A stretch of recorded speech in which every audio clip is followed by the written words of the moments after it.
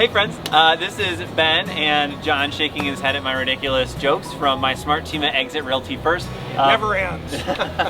Bringing you another Wednesday weekly update because it's Wednesday again.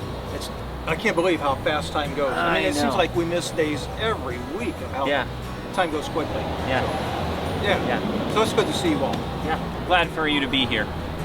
Thanks for tuning in through our ridiculousness, and we want to bring you what we always do every week, a little bit of an update of what's happening in your community, a little bit of what's happening in our neck of the real estate industry, and then finally we're going to close out with a tip to help you, I think, sell better and buy better too. So selling and buying a little bit better. So first, this is what's happening in our community. There are two awesome fall festivals happening this weekend.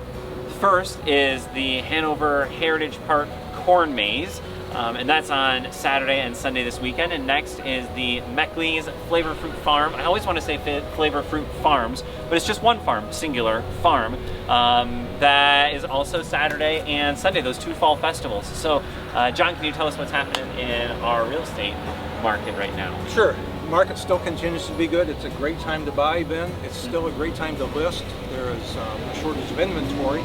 And that really brings us to kind of what we want to talk about, how to be a good seller, how to be a good buyer.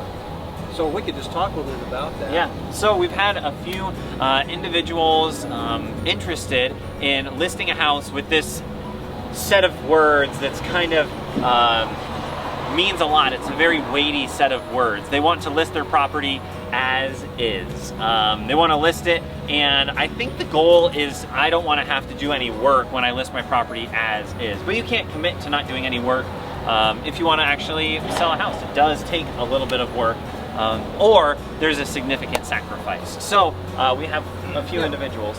One of the things that you've mentioned before, and it bears repeating again, is we live differently than we sell. Yeah.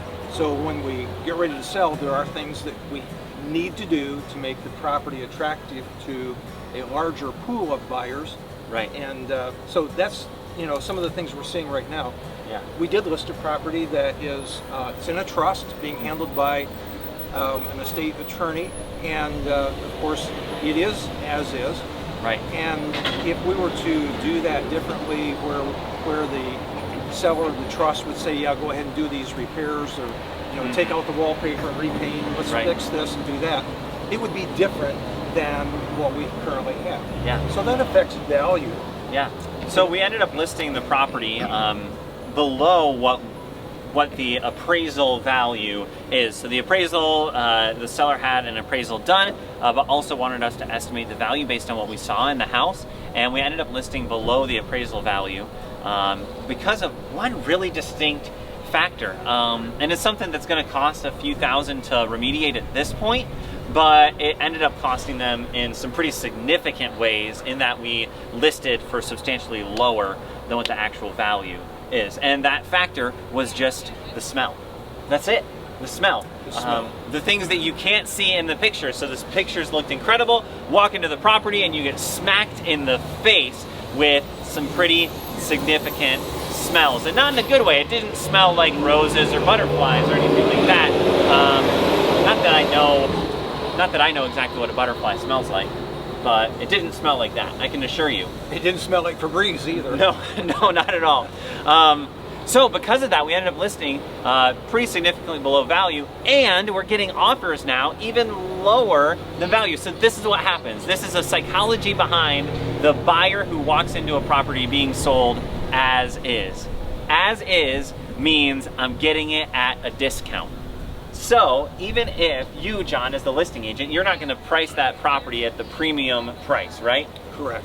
You're going to price it a little bit below premium. And then as a buyer, when I represent somebody going through a property, they're going to offer even lower than that. So the cost ends up compounding on itself to the seller if they're not willing to make some adjustments right on the front end. All right, so that is all for us. This is again Ben and John with my smart team at Exit Realty First. Thanks for tuning in to our Wednesday weekly update, and we will see you next week. We appreciate you. Thank you. I know that you guys are getting a little bit bored with our windedness, our long-windedness. It is windy out. Yeah. It's better to be long-winded than bottom-winded, because that's kind of stinky situation. That could probably be cut out of the video. Is this a windy city? That would be terrible. Oh